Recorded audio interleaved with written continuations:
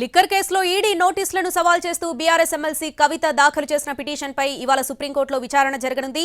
తనపై ఎలాంటి చర్యలు తీసుకోకుండా ఆదేశించాలని కవిత సుప్రీంకోర్టును కోరారు.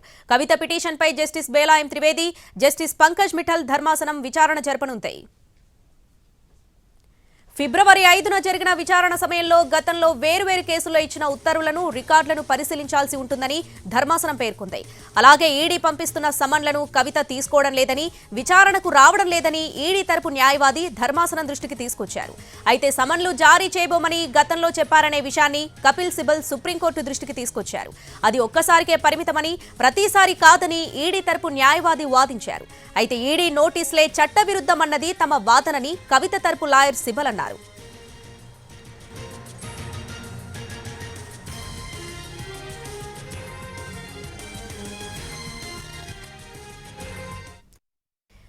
లిక్కర్ కేసులో ఈడీ నోటీసులను సవాల్ చేస్తూ బీఆర్ఎస్ ఎమ్మెల్సీ కవిత దాఖలు చేసిన పిటిషన్పై ఇవాళ సుప్రీంకోర్టులో విచారణ జరగనుంది. దీనికి సంబంధించి పూర్తి అప్డేట్స్ మా ప్రతినిధి రాజు ఢిల్లీ నుంచి లైవ్ లో అందిస్తారు. రాజు, ఎన్నో నెంబర్ కింద లిస్టింగ్ అయింది, ఎన్ని గంటలకు విచారణ జరగనుంది, ఎట్లాంటి ఆర్గ్యుమెంట్స్ వినిపించనున్నారు, డీటెయిల్స్ ఏంటి? రావణి, లిక్కర్ కేసులో ఎన్ఫోర్స్మెంట్ డైరెక్టరేట్ కల్వకుంట్ల కవితకు నోటీసులు ఇచ్చిన విషయాన్ని సుప్రీంకోర్టులో సవాల్ చేశారు. ప్రధానంగా మహిళల విచారణ విషయంలో ఈడీ తీసుకోవాల్సినటువంటి చర్యలు ఏంటి, ఎప్పుడైతే గత ఏడు అంటే మార్చిలో ఎమ్మెల్సీ కవితను ఈడీ విచారణ జరిపింది. 3 రోజుల పాటు ఈడీ ముందు ఢిల్లీలో కవిత లిక్కర్ కేసులో విచారణకు హాజరయ్యారు.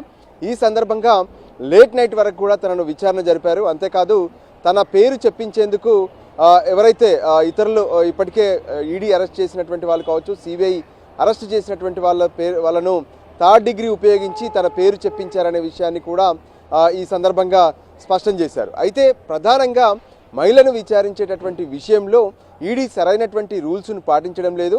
అంతేకాదు తన పైన ఫర్దర్గా ఎటువంటి చర్యలు తీసుకోకుండా కోర్టు ఆదేశాలు ఇవ్వాలంటూ సుప్రీంకోర్టును కవిత ఆశ్రయించారు. అయితే ఇదే ఈడీకి సంబంధించి గతంలోనే నళిని చిదంబరం, అభిషేక్ బెనర్జీ వీళ్ళందరూ కూడా ఈడీని సవాలు చేస్తూ గతంలో కొన్ని కేసులు కూడా ఉన్నాయి. అయితే వీటన్నిటినీ కలిపి ఏదైతే ఈరోజు విచారిస్తామని చెప్పి గత విచారణ సందర్భంగా ధర్మాసనం స్పష్టం చేసింది.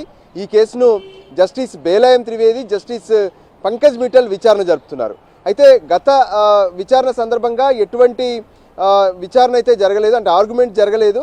ఆ సందర్భంగా చెప్పింది ఒకటే, అంటే గతంలో ఈ కేసులకు సంబంధించి ఎటువంటి ఆర్డర్స్ ఉన్నాయో వాటన్నిటిని కూడా పరిశీలించాల్సి ఉంటుందని చెప్పి ఆ సందర్భంగా చెప్పారు.